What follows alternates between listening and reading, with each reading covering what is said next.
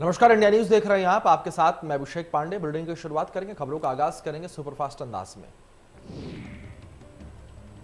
लखीमपुर खीरी कांड का मामला, आरोपी आशीष मिश्रा से पूछताछ जारी। घटना के 6 दिन बाद क्राइम ब्रांच में हुई पेशी।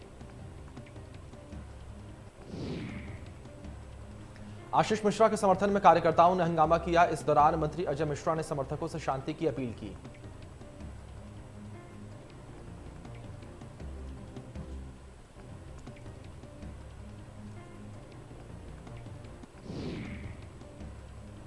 काशीराम की पुण्यतिथि पर बीएसपी का चुनावी शंखनाद। राजधानी में आयोजित की श्रद्धांजलि सभा। स्मारक स्थल पर रैली को मायावती ने किया संबोधित। विधानसभा चुनाव के मद्देनजर बसपा की ओर से काशीराम स्मारक स्थल पर पहली बड़ी रैली, जिसमें समाज के हर वर्ग से जुड़े कार्यकर्ता शामिल हुए। सभी जिलों से दो बसों में कार्यकर्ताओं को लाने को कहा गया और लखनऊ के आसपास के जिलों में बसों की संख्या बढ़ाने के लिए कहा गया। रैली में बीएसपी अध्यक्ष मायावती ने कहा कि जनता बीएसपी शासन को याद कर रही है। विरोधियों पार्टियों ने हथकंडों से सावधान रहें। अपने संबोधन में मायावती ने कहा कि 2007 में बीएसपी की बहुमत की सरकार थी। हमने यूपी को बेहतरीन कानून व्यवस्था दी थी।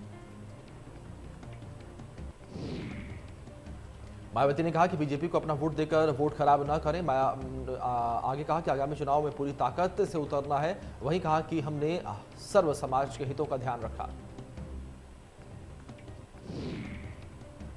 मायावती ने कहा कि राज्यों में चुनाव होने वाले हैं। आम चुनाव आयोग को एक चिट्ठी लिखेंगे, जिसमें सभी एजेंसियों के सर्वे पर रोक लगाने की मांग करेंगे। चुनाव होने तक चुनावी सर्वे पर रोक लगाने की मांग।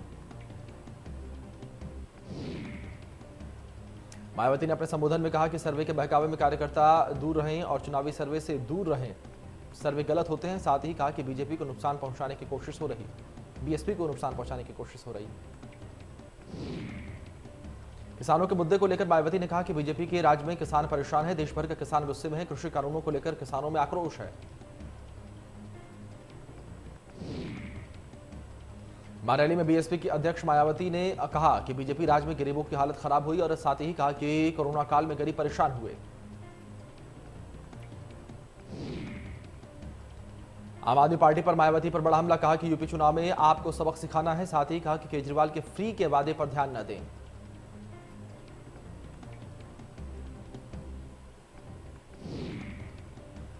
बीजेपी आज से करेगी पन्ना प्रमुख अभियान की शुरुआत। 50 लाख पन्ना प्रमुख बनाने की तैयारी। सीएम योगी समेत दोनों डिप्टी सीएम और प्रदेश अध्यक्ष भी बनेंगे पन्ना प्रमुख।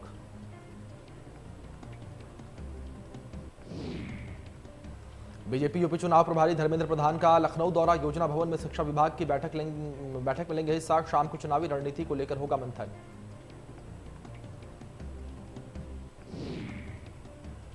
सपा अध्यक्ष अखिलेश यादव ने प्रेस कॉन्फ्रेंस में कहा कि यूपी में टायर से कुचला जा रहा है कानून। सरकार कर रही भेदभाव। अखिलेश यादव ने प्रेस कॉन्फ्रेंस में कहा कि दोषियों को सजा मिलनी चाहिए। यूपी में बीजेपी का सफाया होगा।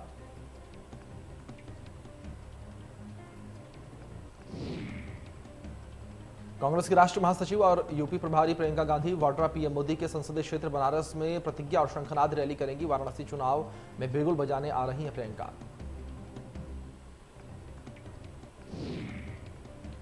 कल वाराणसी आ रही हैं। इस रैली को सफल बनाने के लिए छत्तीसगढ़ से कांग्रेस के दिग्गज नेता और मंत्री ने राजेश तिवारी ने भी कमान संभाल ली है। दूसरी तरफ पूर्व विधायक अजय राय और पूर्व सांसद राजेश मिश्रा की ओर से कोई कोर कसर नहीं छोड़ना चाहते हैं।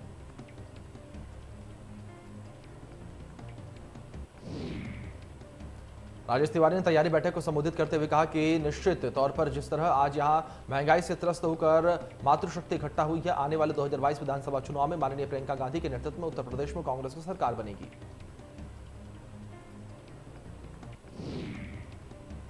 कांग्रेस के प्रदेश अध्यक्ष अजय लल्लू के नेतृत्व में कांग्रेसियों ने वाराणसी के मणिकर्णिका घाट पर विरोध प्रदर्शन किया।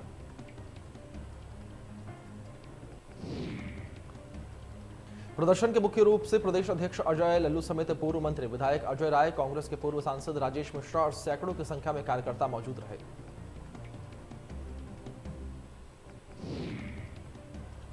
शारदीय नवरात्र का आज तीसरा दिन। मां चंद्रघंटा की हो रही पूजा। सुबह से ही मंदिरों में लगी लंबी कतारें। भक्त मंदिरों में कर रही हैं दर्शन। शारदीय नवरात्रि के तीसरे दिन चंद्रघंटा माता के दर्शन विधान है। वाराणसी में नवरात्रि के दर्शन के क्रम में भक्तों ने माता चंद्रघंटा का दर्शन पूजन किया। इस मौके पर माता के दरबार में भक्तों की भीड़ देखने को मिली। नवरात्र के मौके पर माता का आकर्षक श्रृंगार किया गया और माता चंद्रघंटा के स्वरूप के बारे में बताएं तो चंद्रमा शांति का प्रतीक है और नाद के साथ शांति का संदेश देने वाली माता है चंद्रघंटा।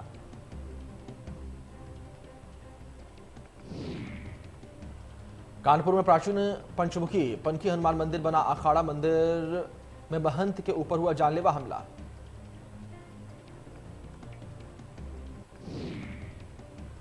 मंदिर की गद्दी के चलते आए दिन होता है झगड़ा। सीसीटीवी में कैद हुई दबंगों की दबंगई। स्थानीय पुलिस नहीं करती कोई कार्यवाही।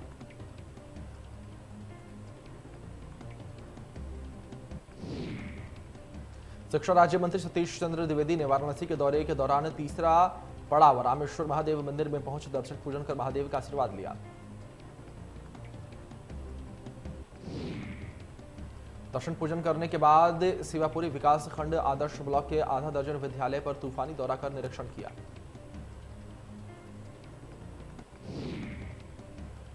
एटा में मंदिर की छत पर सो रहे साधु की गला रेत कर की गई हत्या। सूचना मिलते ही मौके पर पहुंची पुलिस जांच पड़ताल में जुटी।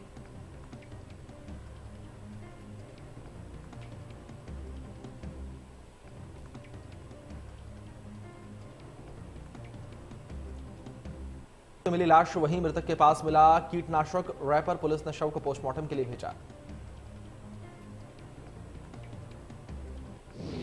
रामपुर के जिला अस्पताल में हुई लापरवाही। ड्यूटी रूम से गायब रहते हैं डॉक्टर। गर्भवती महिला के तीमारदार हुए परेशान।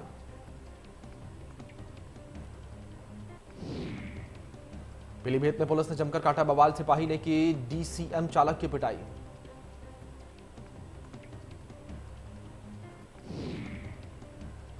बुलंदशहर में जबरन चिकन मीट शॉप बंद कराने का वीडियो सोशल मीडिया पर हुआ वायरल। दुकान में घुसकर हिंदू संगठन के लोग जबरन बंद कराते नजर आ रहे हैं चिकन की मीट की दुकान। वीडियो में फटाफट बंद करो दुकान और खुलनी नहीं चाहिए धमकी देते नजर आ रहे हैं हिंदू संगठन के लोग।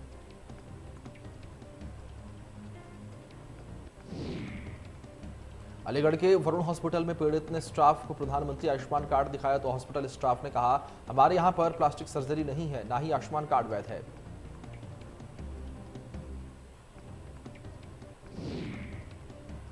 गोंडा में चलती ट्रेन में चढ़ने पे हुआ हादसा। प्लेटफॉर्म और ट्रेन के बीच गिरी महिला। आरपीएफ सब इंस्पेक्टर ललितेश ने बचाई जान।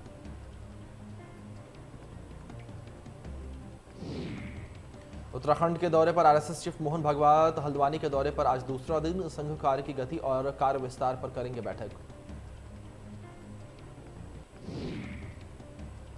कांग्रेस का यूथ स्तरीय कार्यकर्ता प्रशिक्षण अभियान 2 दिनों तक प्रशिक्षण वर्कशॉप का होगा आयोजन।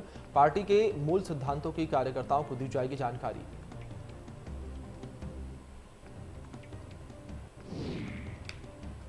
उत्तराखंड में कांग्रेस ने केंद्र सरकार के खिलाफ अफसोस दिवस मनाया गया। देहरादून में गांधी पार्क में कांग्रेस कार्यकर्ताओं ने महात्मा गांधी की प्रतिमा के नीचे बैठकर मौन उपवास रखकर केंद्र सरकार के खिलाफ अपना विरोध जताया।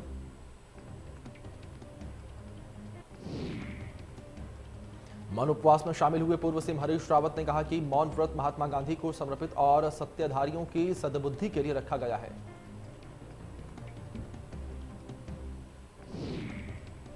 हरीश रावत ने कहा कि यह उन किसानों को समर्पित है जो दिल्ली में 10 महीने से संघर्ष कर रही हैं और उनकी खेती और परिवार खतरे की जद में है।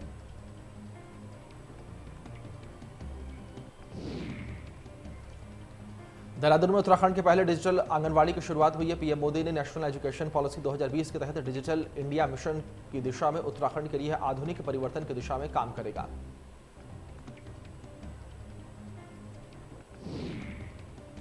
प्रदेश की महिला एवं बाल विकास मंत्री रेखा आर्य ने इसका उद्घाटन किया और एम्परडेंस ग्रुप के सहयोग से उत्तराखंड सरकार ने इसकी पायलट प्रोजेक्ट के रूप में शुरुआत की।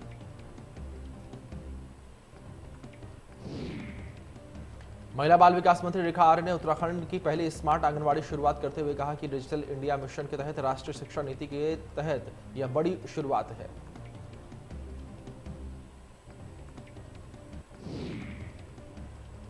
हरिद्वार के सटे हरिपुर कला क्षेत्र में संदिग्ध परिस्थितियों में दर्जनों ग्रामीण फूड पॉइजनिंग का शिकार हो गए और इतनी बड़ी संख्या में ग्रामीणों के बीमार होने की सूचना से आसपास के इलाके में हड़कंप मच गया।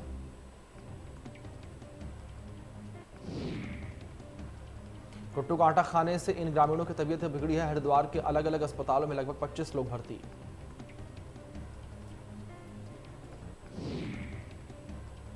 जिला चिकित्सालय पौड़ी में ऑक्सीजन जनरेशन प्लांट बनकर तैयार हो गया है, जिसका जिलाधिकारी पौड़ी ने रिबन काटकर शुभारंभ किया।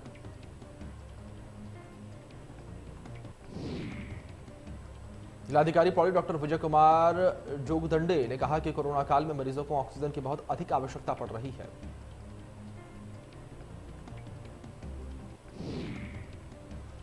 1000 लीटर प्रति मिनट क्षमता का ऑक्सीजन जनरेशन प्लांट तैयार हो चुका है, जिसका उन्होंने शुभारंभ किया।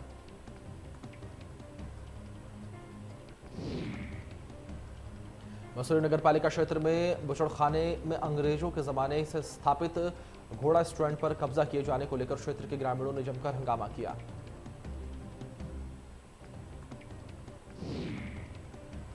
ग्रामीणों का आरोप है कि नगर पालिका प्रशासन अपने निजी स्वार्थ के लिए घोड़ा स्टैंड पर कब्जा कराकर आंगनवाड़ी खोलने की योजना बना रही है।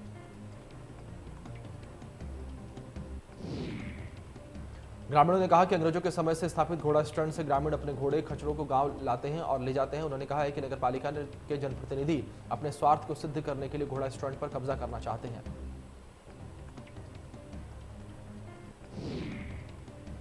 वरिष्ठ नेता मदन सिंह महर ने आम आदमी पार्टी की सदस्यता ग्रहण कर ली है। काशीपुर में आयोजित एक कार्यक्रम के दौरान उन्होंने आप के उत्तराखंड प्रभारी दिनेश मोहनिया ने पार्टी की सदस्यता दिलाई।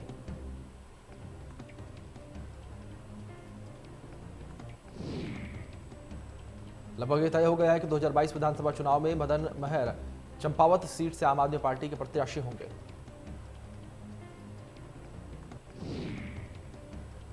दो 2012 का चुनाव निर्दलीय रूप से लड़कर दूसरे स्थान पर रहे थे मदन सिंह महर। वहीं इस दौरान चंपावत के ही बीएसपी के जिला अध्यक्ष दिनेश चंद्र उप्रेती और संजय गढ़कुटी को भी आम आदमी पार्टी ने शामिल किया। सरकारी तेल कंपनियों की ओर से आज 5वें दिन में पेट्रोल और डीजल के दामों में बढ़ोतरी हुई है। आज डीजल के दाम में 35 पैसे तो वहीं पेट्रोल के दाम में 30 पैसे का इजाफा हुआ।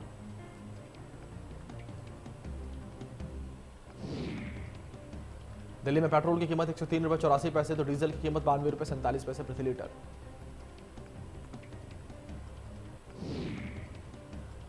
मुंबई में पेट्रोल की कीमत 109 रुपये 83 पैसे और डीजल की कीमत 100 रुपये 29 पैसे प्रति लीटर।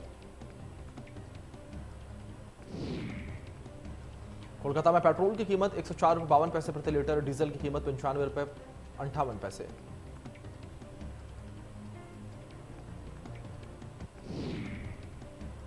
देश में पिछले 24 घंटे में कोरोना वायरस के 19,858 नए मामले सामने आए हैं। 23,062 लोगों की रिकवरी हुई है और 247 लोगों की मृत्यु हो गई।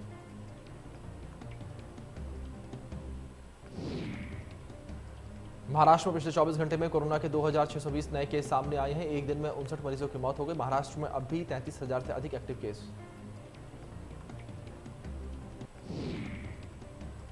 दिल्ली में 24 घंटे में कोरोना के 39 नए केस मिले हैं। एक दिन में 23 मरीजों की रिकवरी भी हुई है।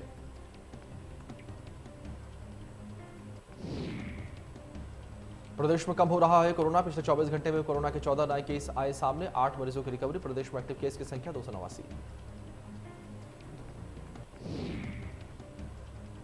सोशल मीडिया ऐप इंस्टाग्राम हफ्ते भर में दूसरी बार डाउन हो गया। देर रात 12 बजे के बाद तकरीबन 1 घंटे के लिए प्रभावित रहा इंस्टाग्राम।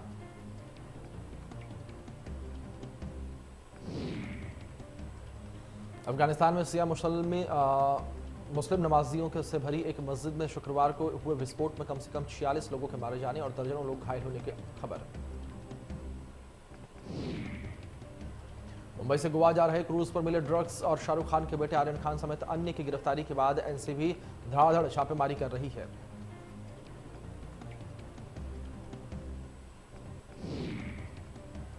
टेलीविजन का मशहूर रियलिटी शो बिग बॉस 15 के घर में शुरू से ही विवाद देखने को मिल रहा है। इस बीच बिग बॉस ने इस सीजन के पहले कैप्टन के चुनाव के लिए घर वालों को कप्तानी का टास्क दिया।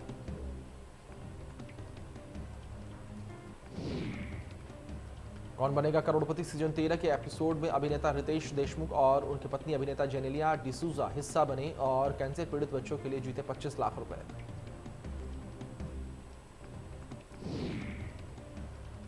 इंडियाज बेस्ट डांसर्स 2 की हुई धमाकेदार लॉन्चिंग। मलाइका और गीता संग टेरेंस ने दिखाए लटके झटके। इस शो में प्रीमियर में 16 अक्टूबर को होगा और हर शनिवार और रविवार को रात 8 बजे सोनी एंटरटेनमेंट टेलीविजन पर प्रसारित होगा।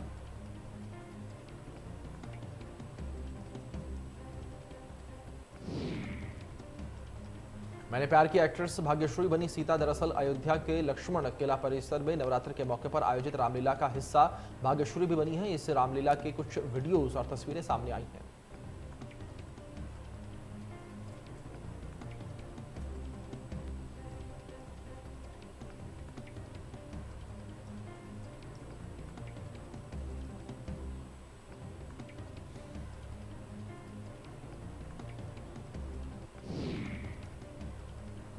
एयर इंडिया की घर वापसी पर सरकार ने लगाई मुहर। अब रतन टाटा संभालेंगे कमान। 68 साल के बाद एक बार फिर से एयर इंडिया टाटा ग्रुप के साथ में टाटा सन्स ने एयर इंडिया के लिए 18,000 करोड़ रुपए की विजेता बोली लगाई।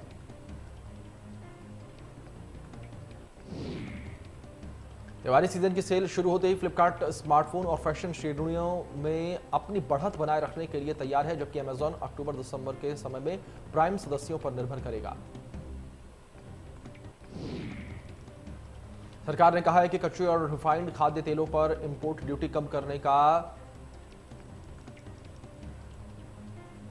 असर लगातार होने लगा है। इससे घरेलू बाजार में सरसों के तेल को छोड़कर बाकी खाद्य तेलों की कीमतों में कमी आई है।